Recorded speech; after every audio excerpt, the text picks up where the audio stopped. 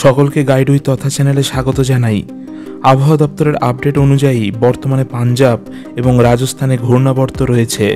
সেই সঙ্গে দক্ষিণ পশ্চিম মৌসুমি অক্ষরেখা বাংলার ওপর থেকে বঙ্গোপসাগর অবধি বিস্তৃত রয়েছে। এর ফলে এই রাজ্যের আবহাওয়ার এই অবস্থা বলে জানা যাচ্ছে। বাংলার পাশাপাশি আগামী দুদিন ঝাড়খণ্ড, বিহার, গুজরাট, মধ্যপ্রদেশ, কেরল, তামিলনাড়ু, মহারাষ্ট্র এবং কর্ণাটকে ভারী বৃষ্টির সম্ভাবনা রয়েছে। এবারে আসছে উত্তরবঙ্গের আবহাওয়ার খবরে। শনিবার অবধি আলিপুরদুয়ার, দার্জিলিং, জলপাইগুড়ি এবং কালিম্পংয়ে বিক্ষিপ্তভাবে ভারী বৃষ্টিপাতের সম্ভাবনা রয়েছে। সোমবার আলিপুরদুয়ারে ভারী থেকে অতি ভারী বর্ষণ হতে পারে।